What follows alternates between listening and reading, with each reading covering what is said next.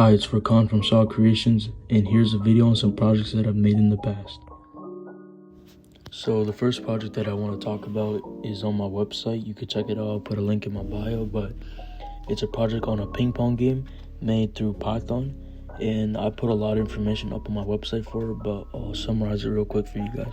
And as you might know, Pong is a very popular game for coding, and it's using two paddles to hit a ball back and forth. And to make this game, you're gonna need the most recent version of Python, so I put a few links up on my website for you to download, and I'd say to download the latest version that's on the website. And now onto the code. So I put all the code on my website for you guys to copy and paste if you want, but I do recommend writing it out because it feels better to write out, and it's not a lot of code compared to other things, but I'll explain it for you guys. So on the top, it's import turtle, which is the module that we're going to be using to run the game, and the turtle module is like a terminal to run code, and we're going to use it to run the ping pong game. So all this like width and height is for the paddles, of course.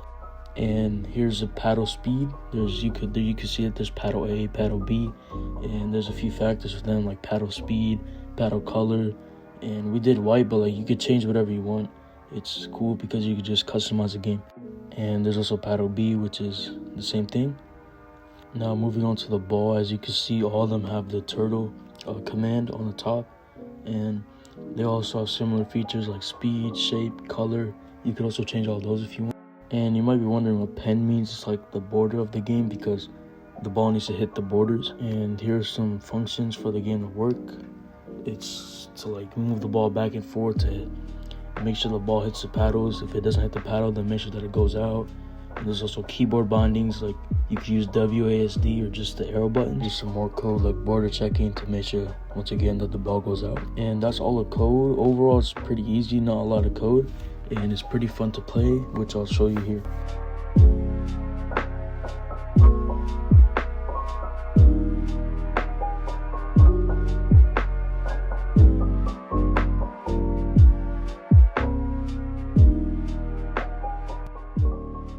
And as I talked about earlier with the code, as you can see, the ball, when it hits the top, it just bounces back, but when it goes out the side, it resets and gives the other player a point. The next project I want to talk about is the Arduino light sequencer, and it's pretty easy to make, so I'll show you how to make it. And to make this, you're going to need to use Arduino. If you don't know what Arduino is, it is a company which makes boards, kits, and it has its own language. So I put a few links up here for you to check out and download it for the different platforms they have. Like if you have Mac, you use that link. Linus, like Windows, and yeah. And this is where it takes you. If you click the link, you just come here on the Arduino website and you download Arduino. So here's a list of materials that you're going to need to make this project. So you're going to need an Arduino Uno, of course. You can get it online. And I've also linked it with the Arduino Uno Rev SMD thing. And over there's an Amazon link in which you could buy it if you want to get it. And the kit that's linked also comes with these things: Arduino Uno, breadboard, jumper wires, LED lights. So all you need is really just that kit, and you could make the project. And a USB cable compiler for Arduino is also really important, as well as the 220 OHM resistors, because that's what makes the flow and like the sequence possible through the breadboard for the sequence to actually work. And over here I'm kind of explaining how you make it, but I think it would be easier if I put a schematic up. So I'll show you guys a schematic. You could pause it or like take a picture to do all the connections you need. So here's a schematic that I made off the old project. So all you really have to do is follow the wiring, and those little lines are the OHM resistors. You can also see the LED lights on the top, and you have to be very careful in putting them in because there's negative and positive pins for them, and the negative pin is longer than the positive pin, so just look out for that.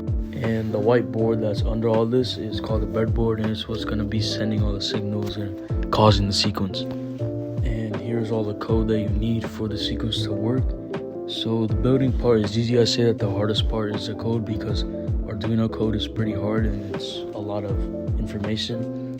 And here's an example of how much you need to write, but this is also on my website if you would rather copy and paste it into Arduino. And all you need to do is put it into the Arduino compiler and it should run and work. Thank you for watching. If you did enjoy, I'm going to be making more videos like this on other projects from my website. And make sure to check out my website. I'll put the link in my bio. There's a lot of information on there for you to check out if you like this type of stuff. And yeah, make sure to come back for the rest of the videos and subscribe.